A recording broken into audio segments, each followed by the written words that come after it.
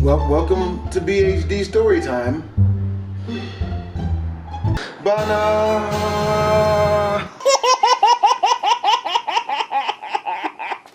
What it is, guys? It's your boy BlastphamousHD. I done dropped a bunch of stories on y'all, and there's still a bunch of stories that I haven't told y'all. This story is about the dangers of drinking too much, getting too lit, huh? So this is what happened. You know what I'm saying?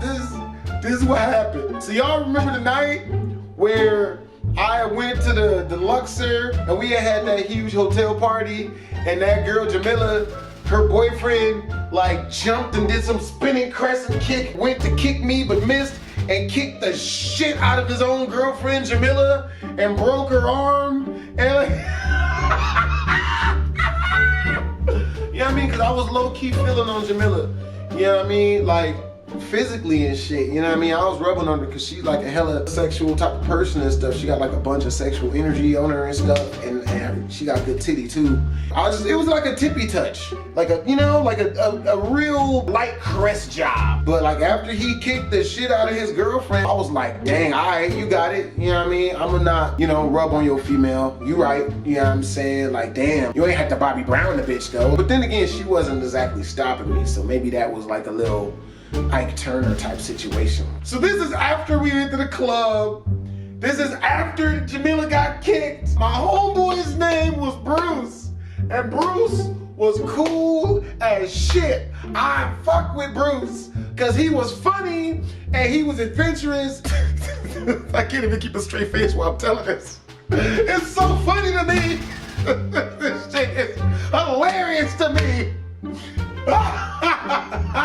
Goddamn. This is what happened. This is what happened was, alright, so this is what happened. Alright, so it was me, my homeboy Jose, Bruce, Andre, whose girlfriend was Jamila, who had tried to kick the shit out of me but violently missed, or maybe he didn't miss, and he really meant to kick his girlfriend in front of people.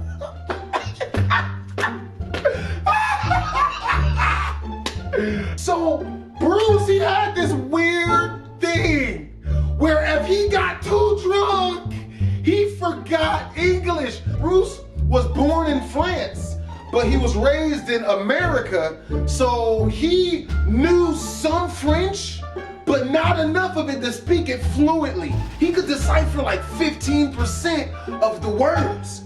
Oh God, I just farted. Oh, fuck.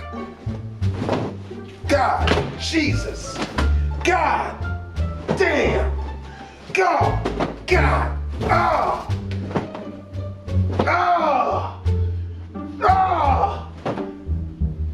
oh, damn it. What did I eat? Shit.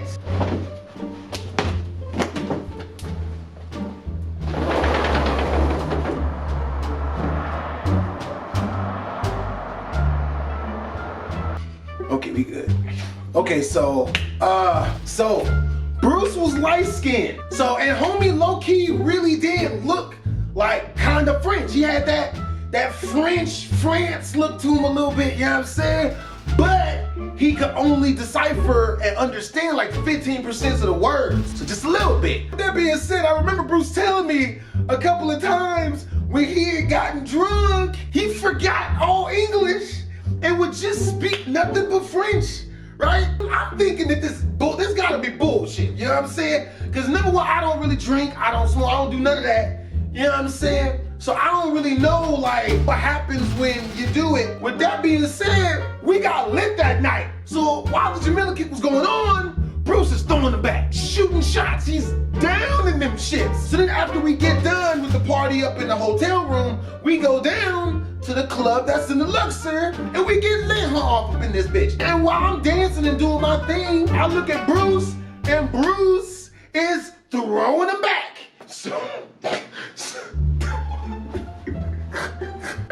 So I look over, man, Bruce is dancing with a female, man, but he's not regular dancing with her. He's just basically like, you know what I mean, giving her back shots, just dropping it right on her leg or right, you know what I mean? Like he's just on there.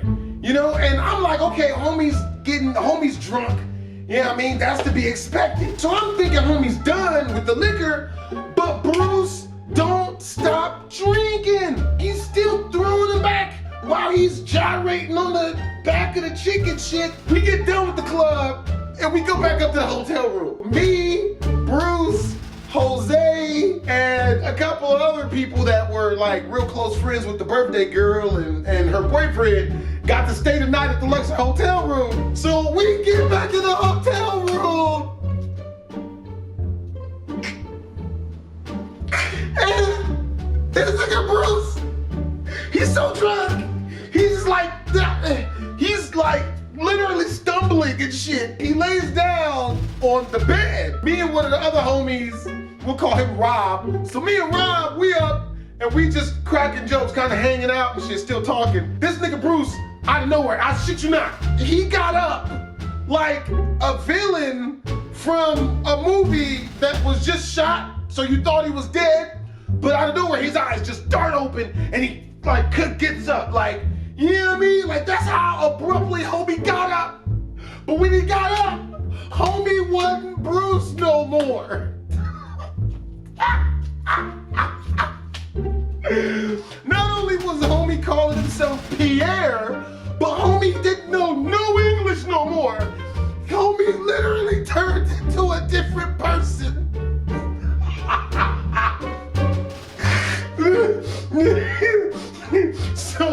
So he gets up and he's like, lo competó muy bien, buongiorno. Buongiorno, che scusi, He starts walking around the room. I don't know French, I don't know Spanish, I don't know no other language except for English and English.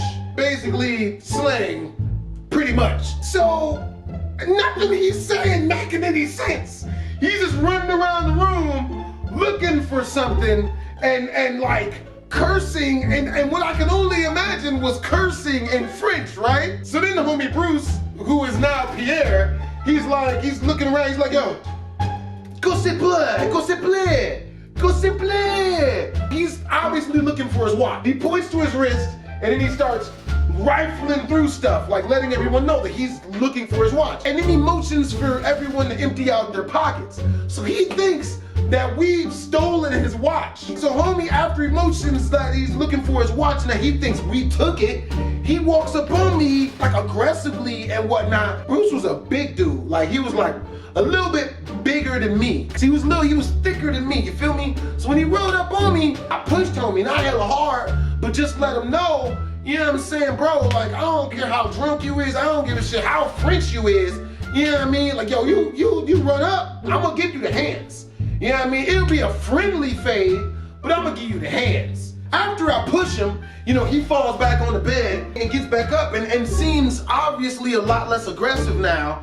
So then he's like, yo, my watch, Francois, bourgeois, my watch. So, you know, just to be cool, cause you know, like homie was my friend. So I empty my pockets for him. I'm like, yo, like, you know what I mean? I'll just to let you know, I ain't, like, you know what I'm saying? I ain't got your watch.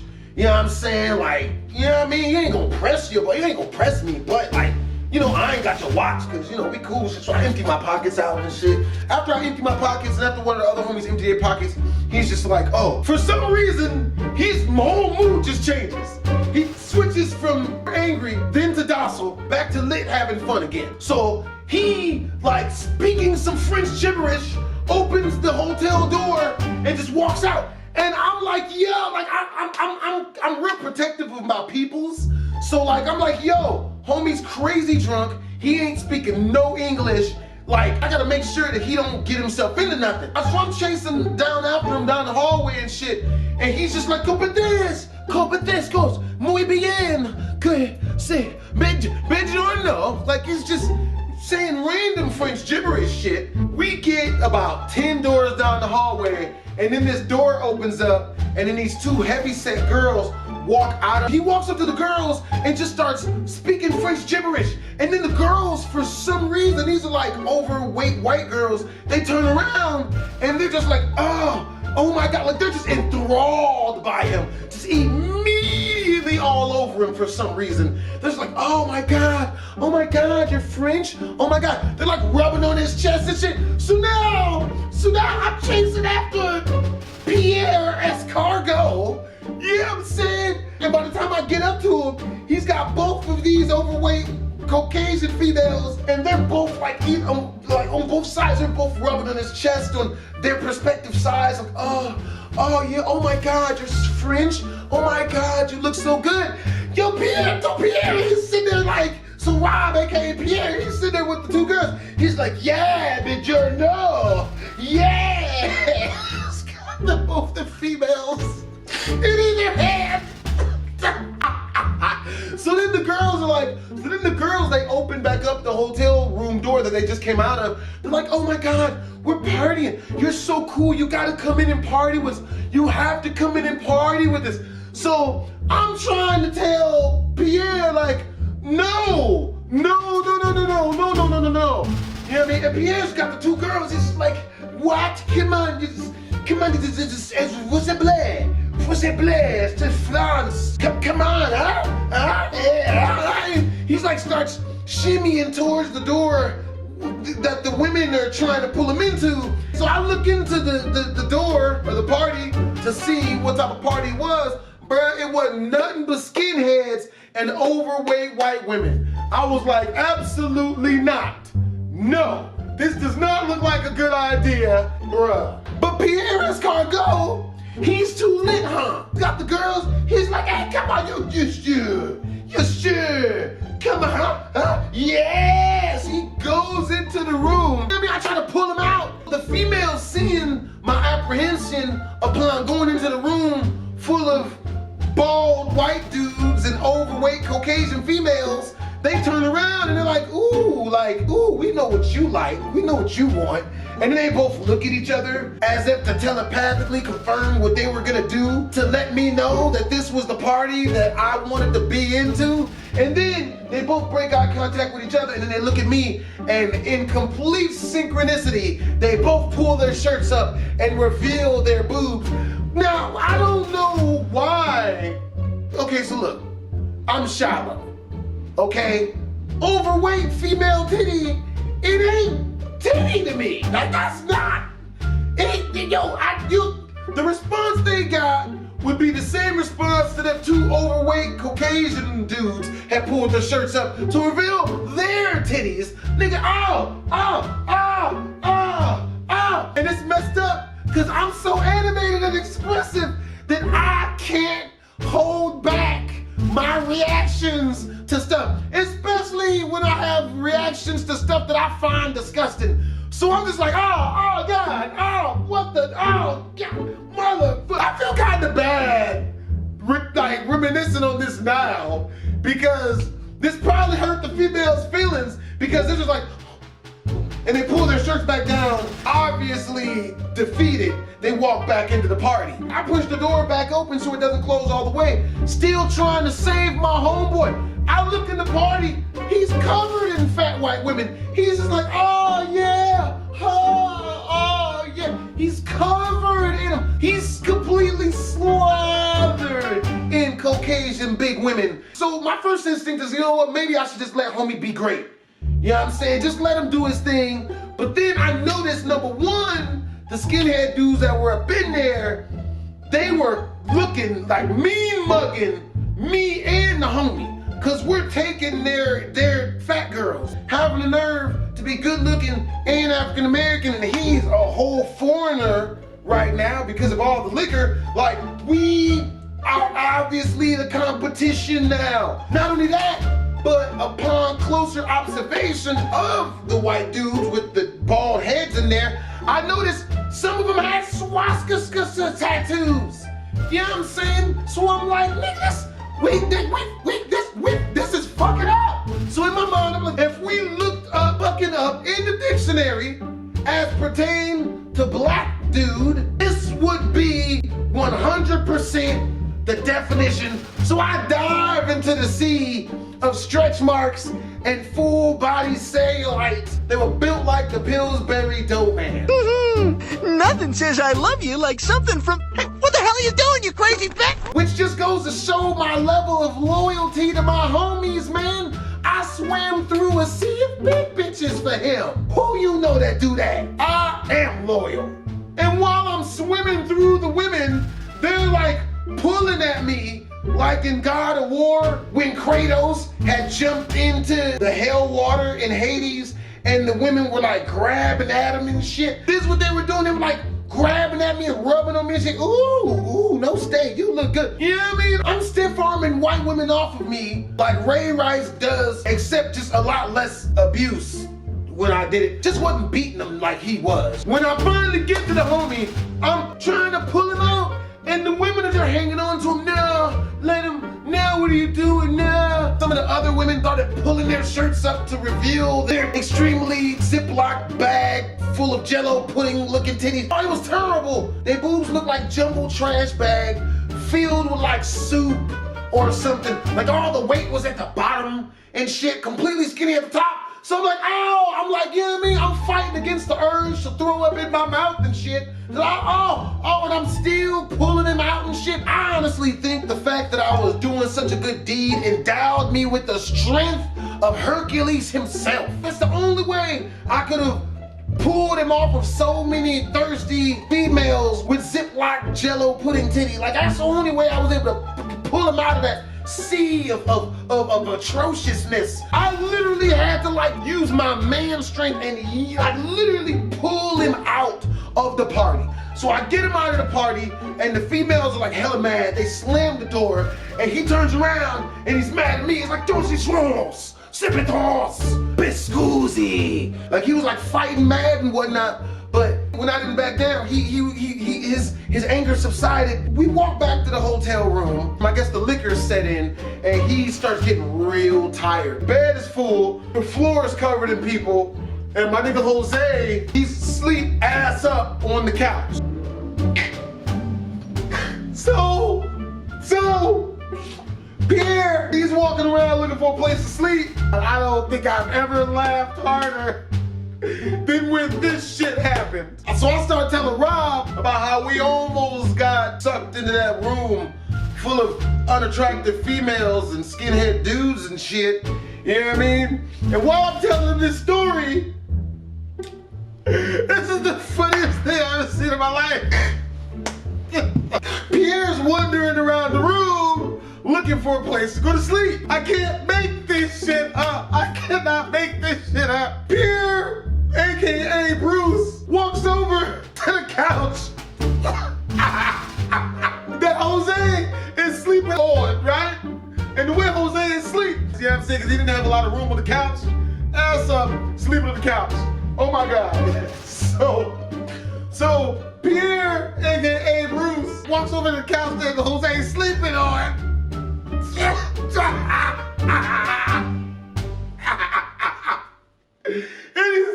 And he stands there and just looks at him, just like that girl did in Paranormal Activity, just stood over him for, I shit you not, for like 10 minutes, for a full 10 minutes.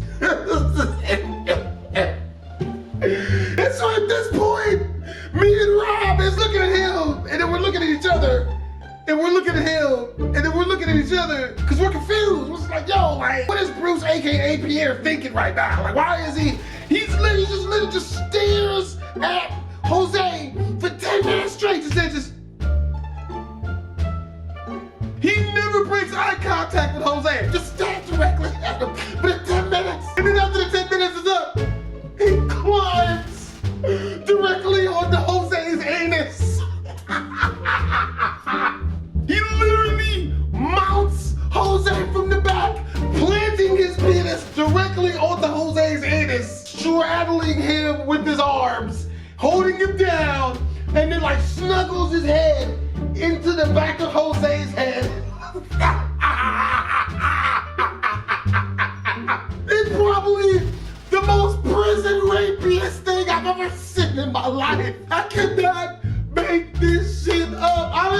Bro, to make it worse, Jose wakes up the minute Pierre, AKA Bruce's genitalia, plants directly onto Jose's anus and he lays onto Jose's Jose wakes up.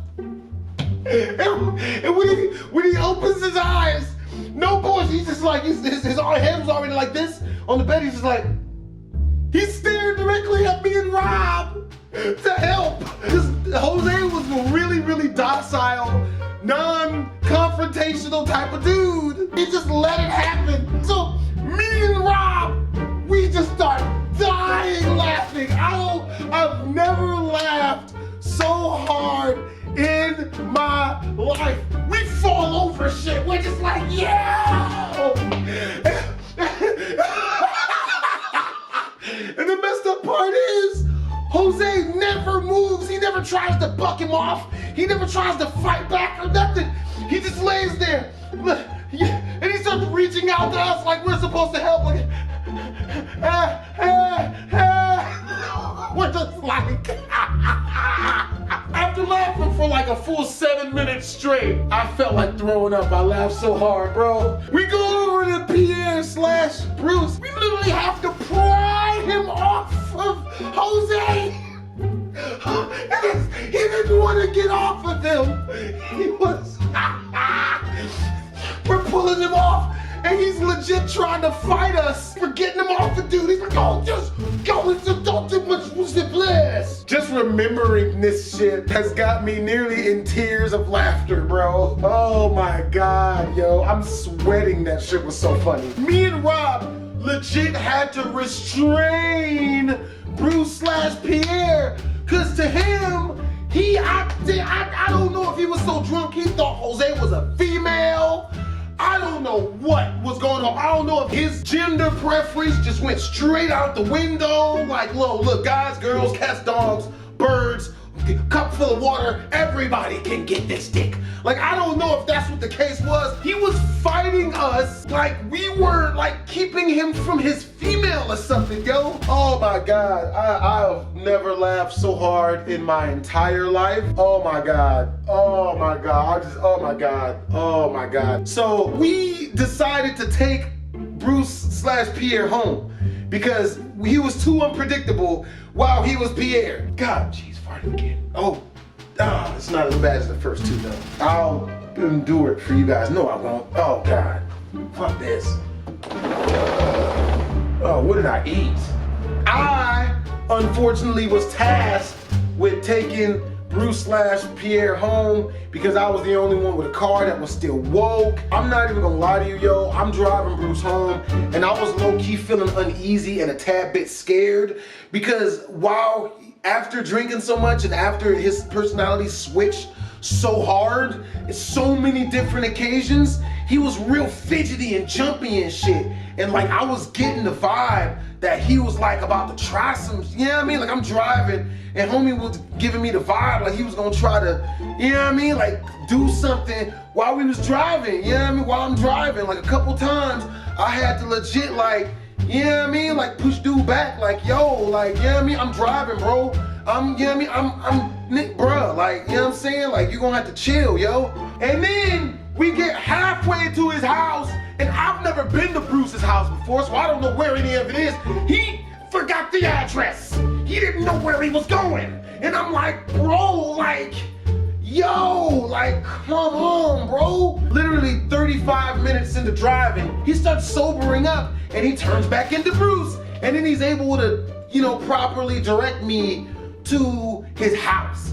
You know what I'm saying? Because before that, he was just like, dos, muy bien, schloss, buongiorno, buongiorno. It was clicks and whistles and pointing in directions. That's how I was trying to find his house before. And homie lived on the outskirts of freaking Vegas, you know what I mean? Add insult to injury.